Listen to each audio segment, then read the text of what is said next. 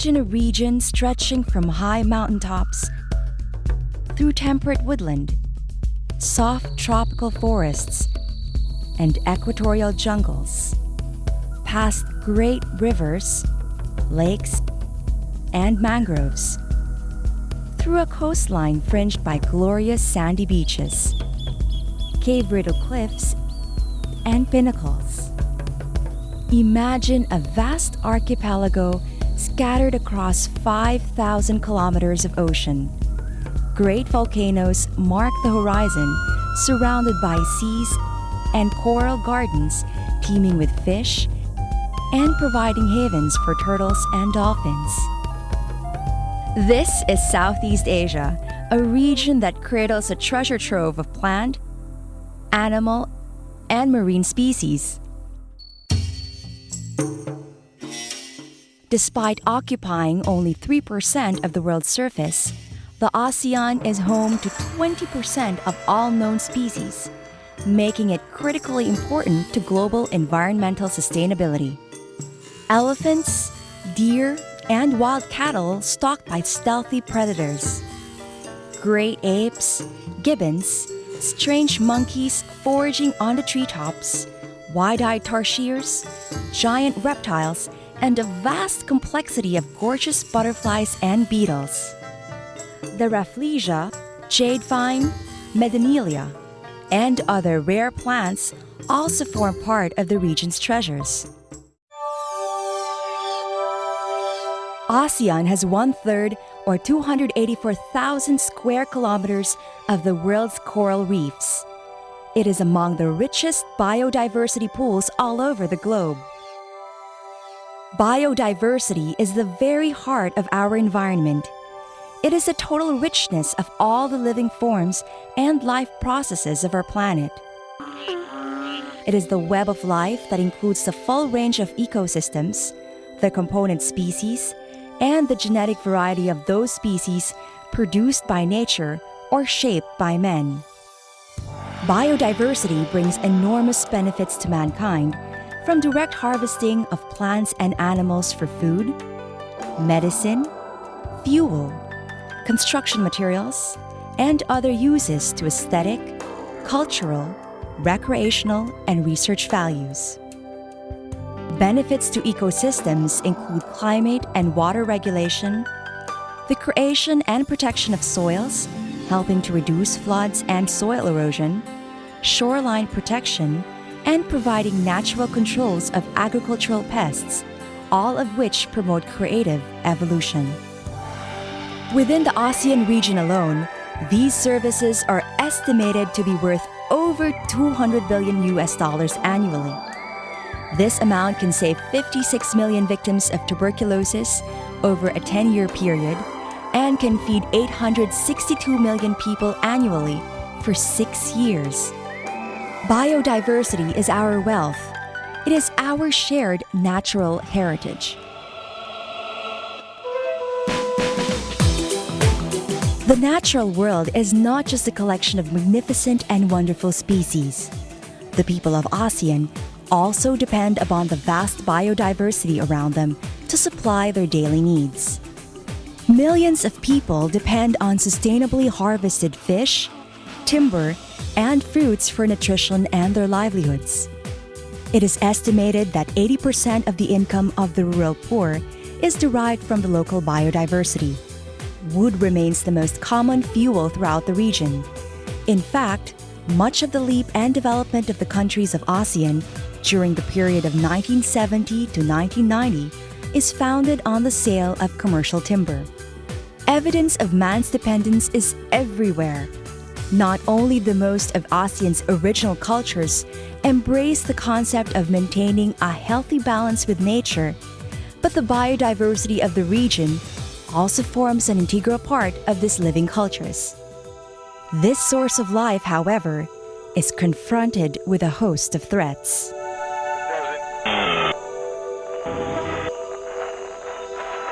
Today, biodiversity is fast becoming endangered by modern development and by the sheer pressures and demands of the growing human population.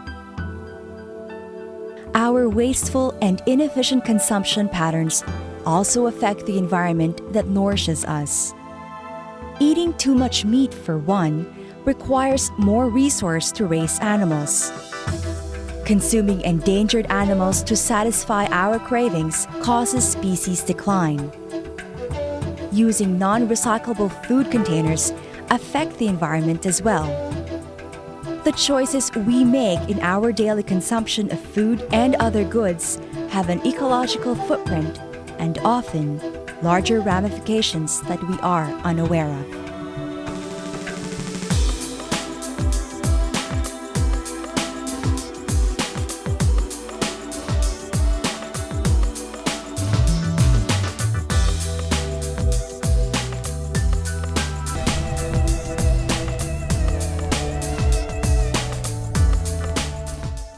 The big issue is supply versus demand, and despite its great wealth and biodiversity, and dependence upon the products and services it provides, the ASEAN region is losing its biodiversity at an unprecedented rate. Massive deforestation is also a major concern. Forests are being cleared for timber and agricultural development. Seas and coral reefs are being overfished, damaged, and polluted. The valuable species are being collected unsustainably. The introduction of invasive alien species into ecosystems affects indigenous species. A classic example is the case of the janitor fish which infested the Philippines' Laguna Lake and disrupted balance in its ecosystem. The facts and figures are alarming. Out of ASEAN's 64,800 species, 2% or 1,312 are endangered.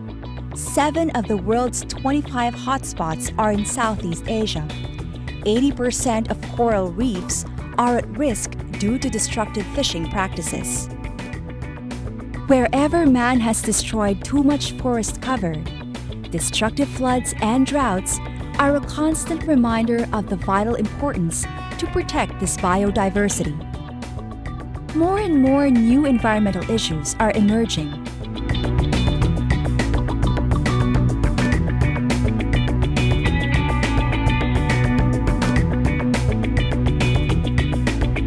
Ultimately, the loss of biodiversity is one of the greatest threats to the people of ASEAN. The Millennium Ecosystem Assessment reported that humans have increased extinction levels dramatically over the past decades at 100 to 1,000 times the normal background rate.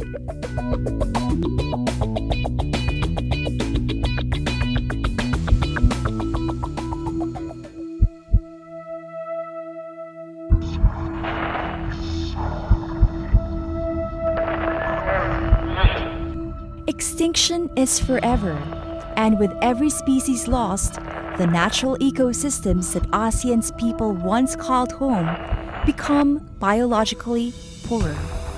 The critical dilemma now faced by the nations of ASEAN is to try and meet the ever-growing demands from its burgeoning populations with ever-shrinking natural resources.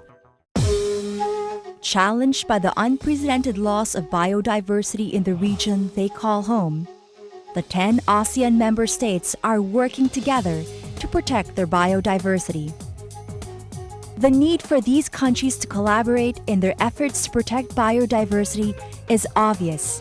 9 of the 10 countries of ASEAN share the same rich seas and fisheries. 5 countries of ASEAN are linked by the mighty Mekong River. 3 countries share the great island of Borneo. Through cooperation, the countries of ASEAN pool their knowledge, make better use of their species, and find fair ways to share the benefits.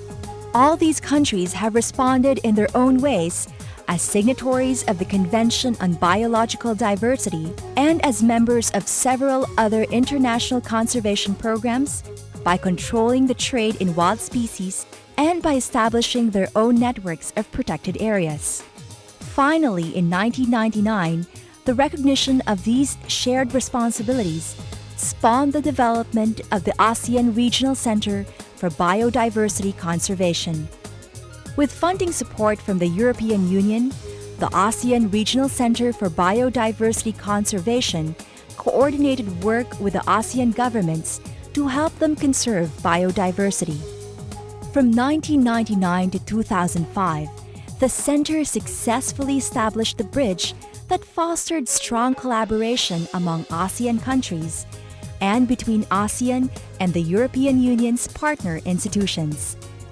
The ASEAN Regional Center for Biodiversity Conservation promoted the adoption of common standards and best practices, as well as the development of sound policies in all matters of biodiversity management. It gained recognition in the regional and global arenas for biodiversity conservation. From Southeast Asia's highest mountain to wetland reserves and one of the world's largest cave systems, the center helped revitalize the concept of ASEAN heritage parks. These sites represent the best examples of ASEAN's wide range of major habitat and shall serve as a source of wonder and pride for the nations of the region. They are one of the best ways to educate our children and give them a greater appreciation of nature and their surrounding environment.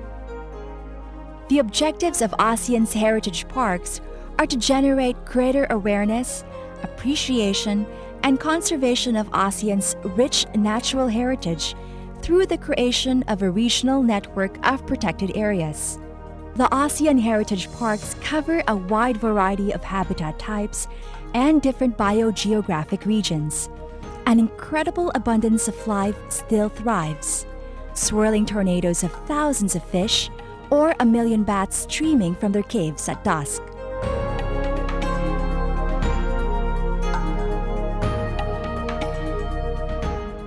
To be labeled as an ASEAN Heritage Park is certainly an honor, but also a considerable responsibility.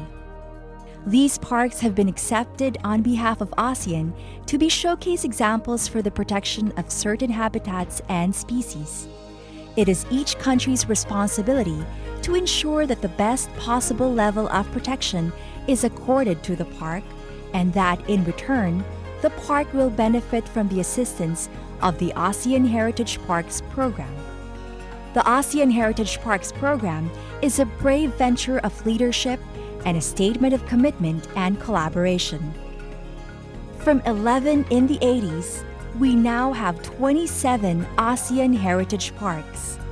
This number will grow in the coming years as more and more of the ASEAN member states become conscious of the need to work and protect certain areas with rich biodiversity value. In 2005, the ASEAN and the European Union signed a financing agreement to fund a new institution that would carry on the work of the ASEAN Regional Center for Biodiversity Conservation and to further enhance the ASEAN's collaborative capacity to fulfill obligations of its member states to relevant biodiversity treaties and convention. On September 27, 2005, during the 9th Informal ASEAN Ministerial Meeting, the environment ministers of all ASEAN member states signed an agreement establishing the ASEAN Center for Biodiversity. The ASEAN Center for Biodiversity is a regional center for excellence. It picks up from the good lessons and experiences from a previous undertaking of the ASEAN Regional Center for Biodiversity Conservation. Our vision is that the ASEAN biodiversity resources is protected, conserved, managed, and sustainably used so that its benefits can be equitably shared among the ASEAN member states for their economic, social, and environmental well-being. The ASEAN Center for Biodiversity contributes to the reduction of the current rate of loss of biodiversity by enhancing regional cooperation, strengthening capacities of ASEAN member states and biodiversity stakeholders, program development and policy coordination, human and institutional capacity development, biodiversity information management, public and leadership awareness of biodiversity values, and sustainable financing mechanism. I'm from Vietnam. And I'm from the Philippines. This is our shared heritage. Let's protect it together. While success had been achieved in various fronts, much remains to be done. We need to engage and mobilize the support of every sector. We need the support of everyone.